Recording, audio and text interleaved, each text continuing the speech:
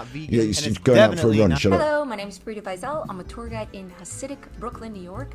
And today, I want to share with you my top 10 picks for the most exotic, weird Hasidic food out there. Usually I like to show you the most mouth-watering fare, but today I want to show you something that is perhaps a little more of an acquired taste. Most of Hasidic food is just meat and potatoes classics. You usually don't find very exotic stuff in this community, and that's because all the food is kosher, and because it needs to be kosher, it needs to adhere to many restrictions on foods that are not allowed to be eaten or have to be prepared in a certain way. So Obviously, I get that. So we're talking about Hasidic food here, Jewish food. I was considering watching quite a lot. I like watching videos about other cultures. So I like watching videos about food as well. So this is like combines the two.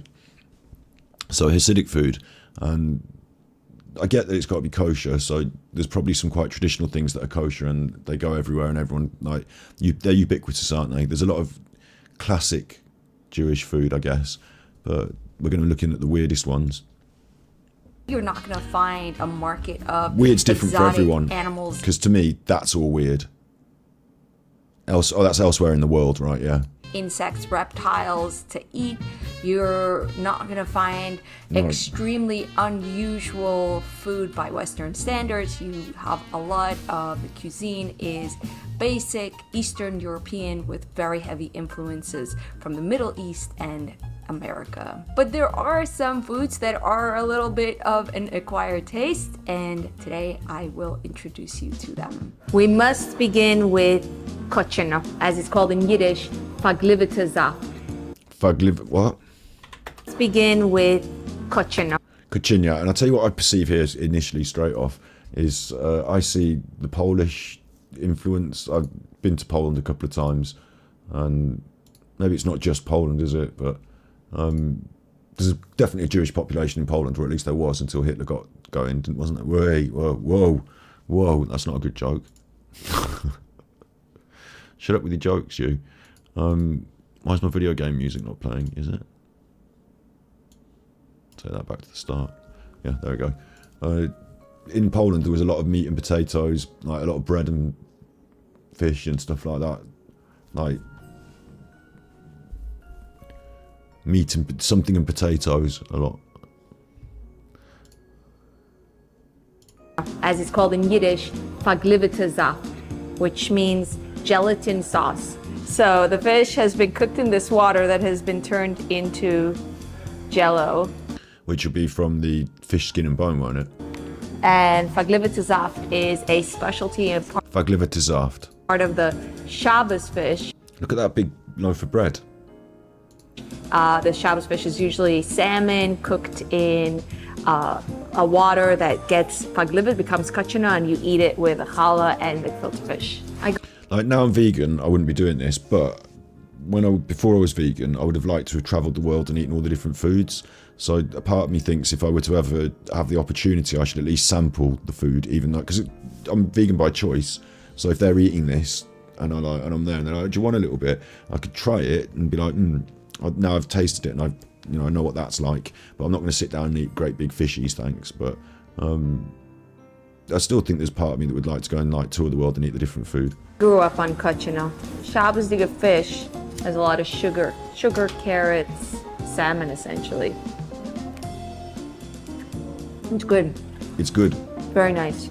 Sweet. This is grieving. Sweet. She's not describing it very well. We will watch that video that you want to watch in chat. We will watch that just after this. You had prawn jelly at your grandparents' wedding anniversary nearly 20 years ago. Never again. What, just the jelly? Or did it have prawns in it as well? I'm confused really myself. I remember Jelly Deals, right? Jelly Deals was on the telly, it was in the Beano, it was like in all the media. I'd heard of Jelly Deals, seen it, heard it. So when we went to London, when I was with my dad, Dad used to like to take us to London. I believe once we went and I wanted to eat Jelly Deals and I ate it and it was fucking horrible. So Jelly Deals. It looked nice because it was in jelly, but I got the wrong idea. They told me this is chicken skins, but we had grieben when we were kids. Grieben. In the context of Passover, that we would not eat any produced oil on Passover, like canola oil or olive oil. We only made our own oil for Passover, and we made it with taking... So what I would have done is I'd have taken the chicken skins and just pressed them in the pan and then like basically rendered them, and they end up with crispy skins and you have a lot of oil left in the pan. Pieces of the chicken, cooking it in a big pot and getting all the fat out. And the fat would be called schmaltz, and the remaining chicken, which would get very crispy, we'd call grieben, and the grieben would get really salty, and you would eat it with mashed potatoes. Like, no, it's like so weird to me because like being vegan, like I kind of want to watch. I can't do these without, like, you know, I'm a vegan. What am I doing watching this woman eating the chicken?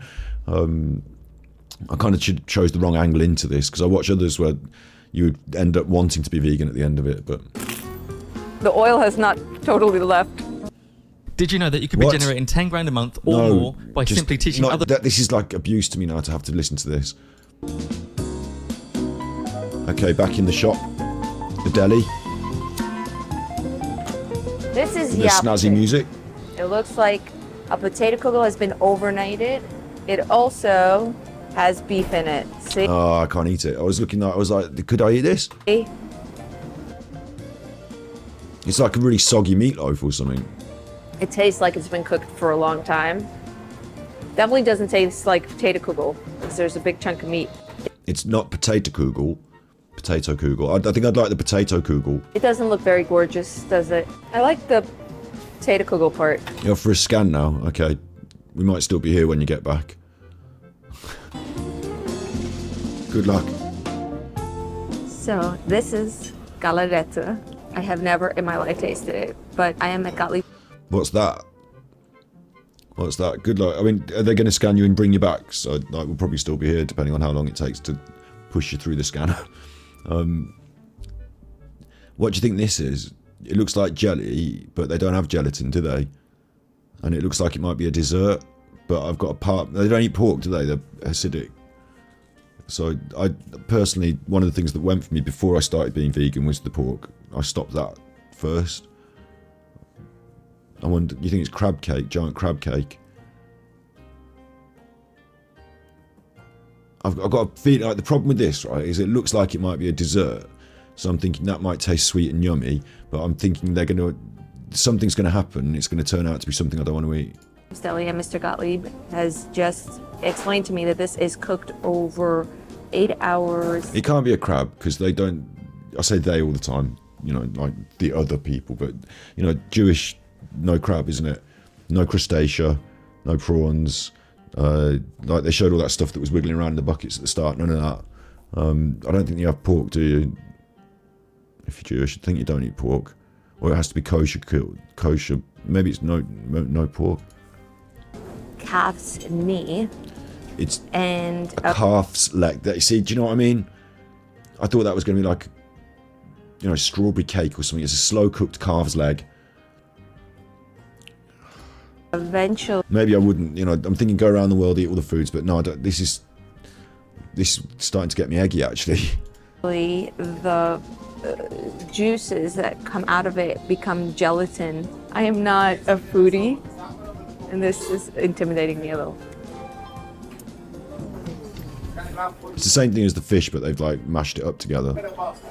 And we can have that. Calf's leg pate. Yeah, it's very garlicky. You have to get used to the texture. It's like, yeah.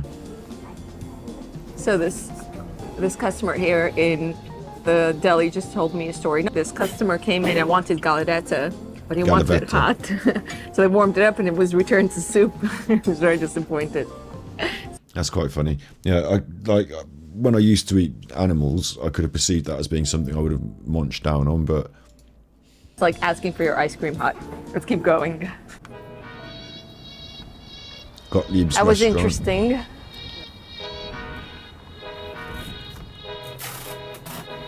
Now it's time for pudding. This is herring. Herring. There's a lot Herring. of versions of herring. Schmaltz is the fat of the animal, and this is regular. I'm trying to brace myself with one of them. I have a question. Yeah. What's the difference between Schmaltz herring and Matthias herring? First of all, it's a different type of fish, and the way we make it.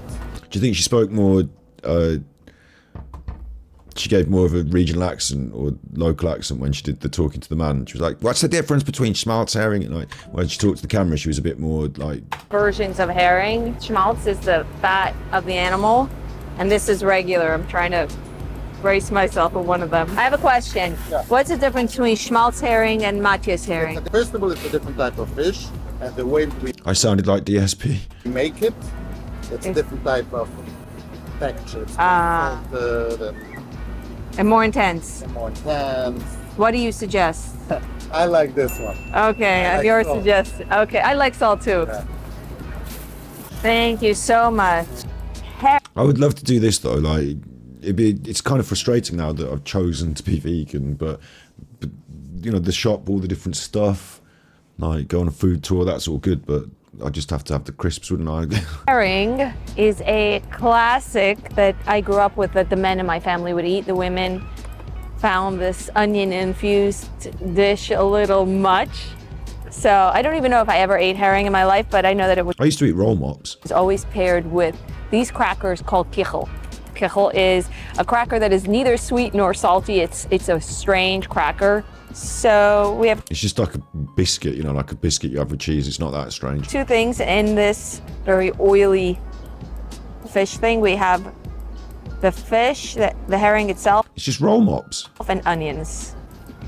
That's fine, you eat that, yum. Yeah, pickled herring, yeah. It's very salty, but really delicious. I always thought it was a harder I mean, obviously I wouldn't eat it now, yum, but I don't see there's anything wrong with that. cracker, but it actually kind of crumbles in your mouth. Running a small business. Fuck.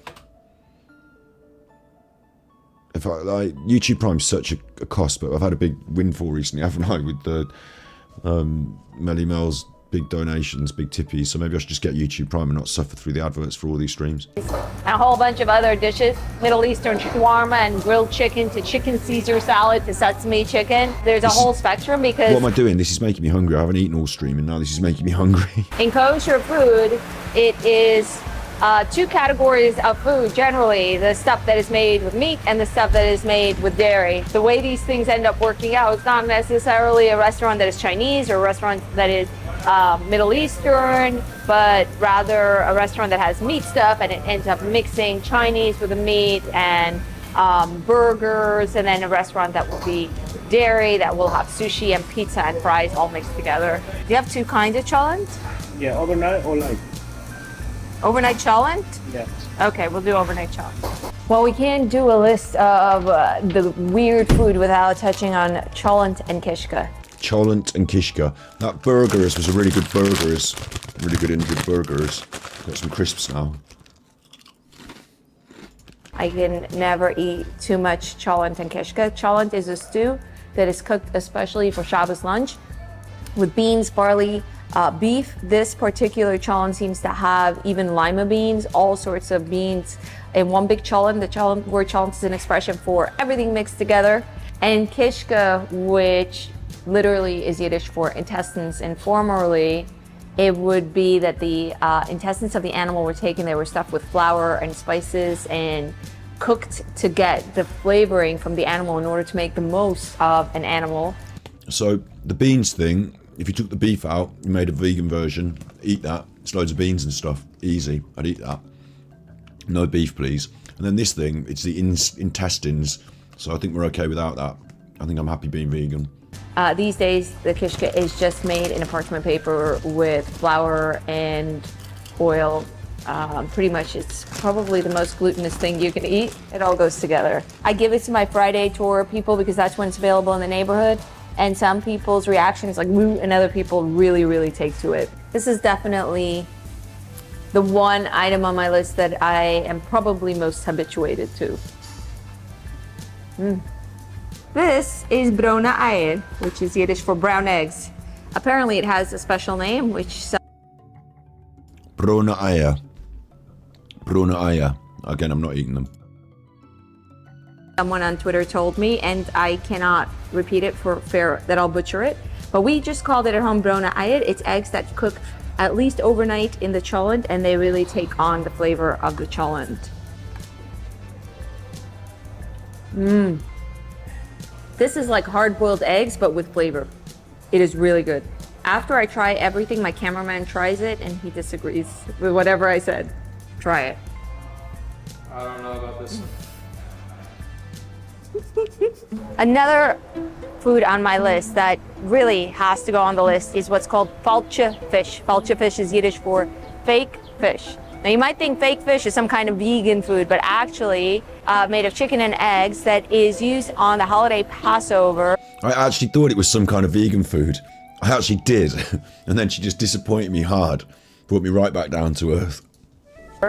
For those families like my own that traditionally don't eat any fish on Passover. So for 8 days instead of fish, you eat falshe fish, which are these balls with carrots and onions and eggs. Heartbreakingly, we cannot try the falshe fish because it's a seasonal item. Do you have Shmata Cake? Shmata Cake. This is a cake, and it is not weird and gross at all, but it has a sort of weird name, and I really wanted to finish this list with something desserty, so this is Shmata Cake. Shmata Cake. Shmata Cake. Those who are familiar, Shmata means rags, and I don't know why this is called rags cake because there's nothing raggy about it. It is flaky crust on the bottom, a wet brownie, a little bit of cream, flaky crust on the top, and then some confection sugar. It's like a brownie in pastry. Oh, get it in your mouth, girl. Look at that. You didn't want to go for the sideways bite. Get it in your mouth. And some confection sugar. You're gonna like it. There's gonna be one thing we both agree on. It's gonna be the Shmata Cake. Mm-hmm. Yeah. That looks yum, but again, I probably can't have it because of the eggs, but you know, that's where I could probably bend the rules and try this. It's very sweet though. You like very Am I sweet? gonna get a chance to eat it, or are you gonna eat the whole thing? Do you think I'm gonna eat the whole thing? Frida. Well, I hope you enjoyed this little adventure. I did, that was nice, that was fun. The weirdest Hasidic foods there.